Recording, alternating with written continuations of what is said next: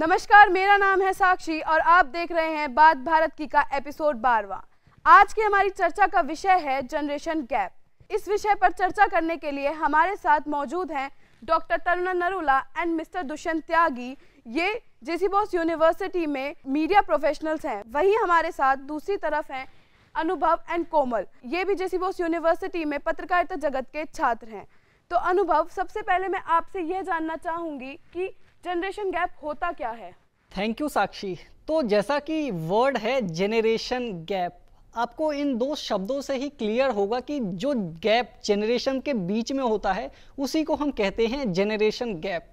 इसको हम एक बहुत ही अच्छे एग्जाम्पल के माध्यम से समझ सकते हैं।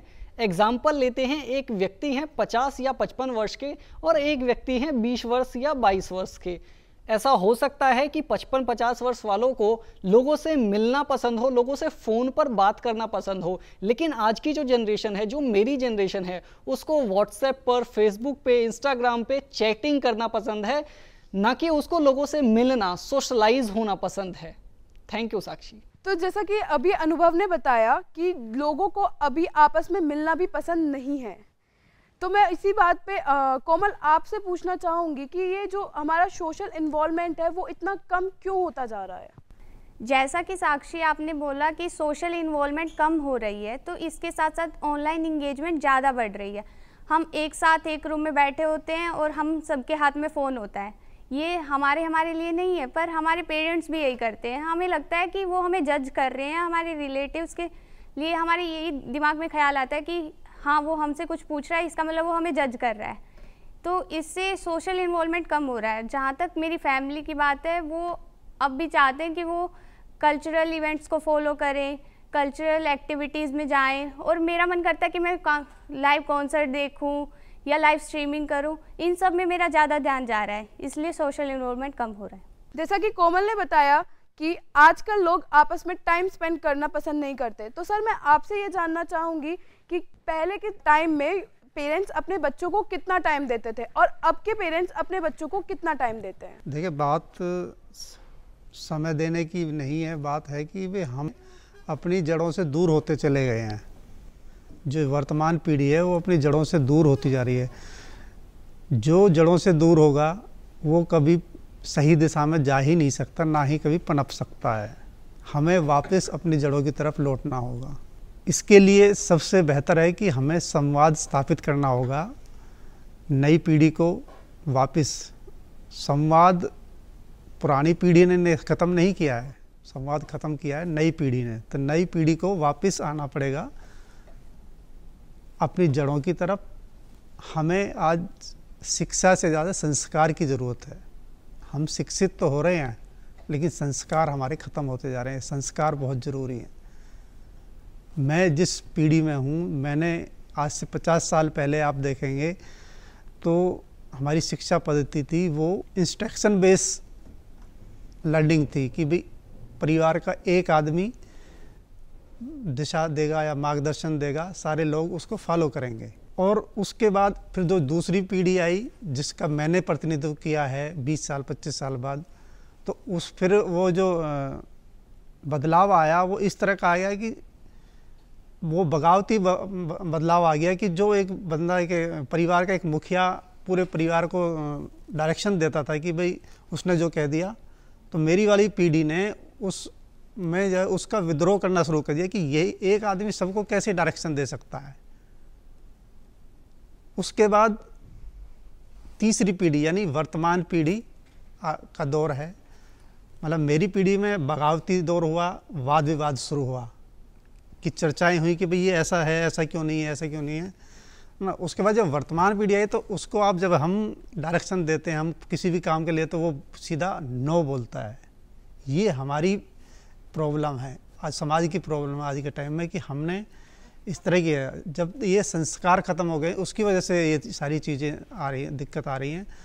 जब तक संस्कार शिक्षा में शामिल नहीं होगा तब तक ये चीज़ें होती रहेंगी। जैसा कि सर ने बताया कि आजकल संस्कारों की कमी हो रही है, तो मैम आप हमें ये बताइए कि हम ऐसा क्या एफर्ट्स पुट करें कि जो हम अपने संस्कारों को वापस ला सकें? देखो, मुझे ऐसा लगता है कि बड़ों और छोटों दोनों को ही थोड़ी सी पेशेंस रख के एक दूसरे के साथ टाइम स्पेंड करने की ज़रूरत है।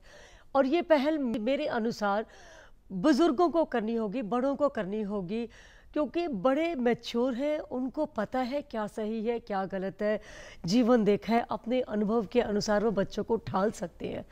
थोड़ा सा बच्चों को भी पेशेंस रख के अपने बुज़ुर्गों की बात को मानना होगा। जितना ज़्यादा एक दूसरे के साथ टाइम स्पेंड करेंगे उतना अंडरस्टैंडिंग बढ़ेगी, उतनी एक दूसरे के प्रति रिस्पेक्ट बढ़ेगी, और वो रिस्पेक्ट ही हमारे को अपने संस्कारों के प्रति वापस लेके जाएगी। क्योंकि ये जो नो कहने की बात है ना, वो बेसिक बात है, ये भी काट रहे हैं। किस लिए काट रहे हैं? क्योंकि हमारी एक दूसरे के प्रति अंडरस्टैंडिंग नहीं है, रिस्पेक्ट नहीं है, ये नहीं जानती मेरे बुज़ुर्गों ने क्या अनुभव किया।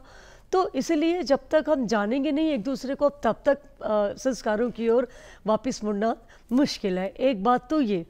दूसरी चीज़, पेरेंट्स ही हैं जो मोटिवेट कर सकते हैं बच्चों को कि आप लोग थोड़ा पुरानी किताबों की ओर ध्यान दें, अपनी कल्चर की ओर ध्यान दें, अच्छी बुक्स रिकमेंड कर सकते हैं।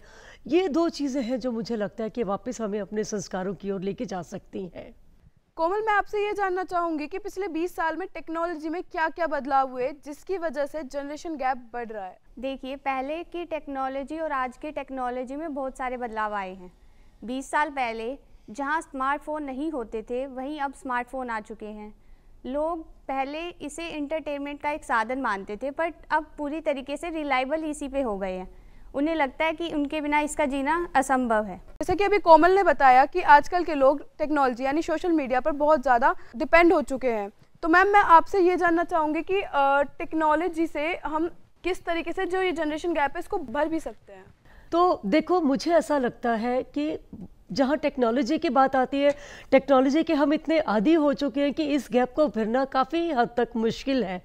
ये आदत इतनी आसानी से नहीं जाएगी। लेकिन एक परिवारों में कोशिश की जा सकती है कि परिवार में कुछ समय हम ऐसा तय कर सकते हैं कि खाना खाते हुए, लंच करते हुए या डिनर करते हुए एक टाइम ऐसा हो जिस समय हम अपने फ़ोन को ना यूज़ करें, अपने घर के फैमिली मेम्बर्स के साथ बात करें। प्लस स्कूल गोइंग चिल्ड्रन के साथ थोड़ा सा रिस्ट्रिक्शन कर सकते हैं कि कुछ घंटे ही उनको मोबाइल पर बिताने, एक टाइम के बाद उनके हाथ से मोबाइल पेरेंट्स या तो ले सकते हैं, चेक पुटअप कर सकते हैं कितनी देर मोबाइल पर बिताई, बस अब जाओ खेल लो। थोड़ा अगर उस ओर मोटिवेट करें तो मुझे लगता है कि काफ़ी हद तक सुधार हो सकता है। जनरेशन गैप अपने साथ कुछ चेंजेस लाता है, तो सर क्या आपको ये लगता है कि जो आपसे पहले वाली पीढ़ी थी उसने कुछ फैसले लिए जो आपके लिए या फिर आपके आने वाली पीढ़ी के लिए फ़ायदेमंद है? देखिए, बदलाव प्रकृति का भी नियम है, बदलाव ज़रूरी है। और जब बदलाव होता है तो उसके कुछ फ़ायदे भी होते हैं, कुछ नुकसान भी होते हैं। यही चीज़ें इसमें हम कह सकते हैं कि जब अलगाव हुआ, व्यक्ति विशेष की तरफ हो गया, मतलब संयुक्त परिवार से एकल परिवार हुए, तो उसमें आया कि आपके निर्णय लेने की क्षमता बढ़ी है। आप निर्णय ले सकते हैं, लेकिन आप सही निर्णय ले सकते हैं नहीं। सामूहिक निर्णय जितना बेहतर होता है ना, वो व्यक्तिगत निर्णय बेहतर नहीं होता।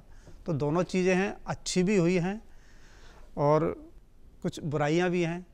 कई दफ़ा आप देखते हो कि जब आप एकल परिवार में रहते हो, आप निर्णय आप खुद लेते हो, तो कई दफ़ा उसमें क्या है कि जैसे आत्महत्या के जो केस हैं वो इसलिए ज़्यादा बढ़े हैं कि आप बहुत जल्दबाजी में निर्णय लेते हो। संयुक्त परिवार में ये होता था कि फैसले सामूहिक फैसले होते थे, बहुत सोच समझकर परिवार को ध्यान में रखते हुए, समाज में को ध्यान में रखते हुए फैसले लिए जाते थे। ये बेसिक फ़र्क है। तो अनुभव, अब मैं आपसे जानना चाहूँगी कि जो ये जनरेशन गैप बन रहा है इसको हम किस तरीके से फिल कर सकते हैं? बिल्कुल साक्षी, तो जैसा कि हम पहले भी बात कर चुके हैं कि संवाद हमें बढ़ाना होगा अपने बीच में। हमारे बीच जो है वो संवाद कम होता जा रहा है। हम लोगों से फिज़िकली ना कनेक्ट होकर उनसे डिजिटली कनेक्ट हो रही हैं। तो ये तरीका है कि हम अपने संवाद को बढ़ाएं, लोगों से मिलें, लोगों से जुड़ें। इसके अलावा एक शब्द होता है जिसको बोलते हैं हम डिजिटल डिवाइड, यानी कि दो पीढ़ियां हो गई है। एक पीढ़ी वो है जो जानती है कि टेक्नोलॉजी को कैसे अच्छे से यूज़ करना है, और एक पीढ़ी वो है जो नहीं जानती है कि टेक्नोलॉजी का इस्तेमाल कैसे करना है।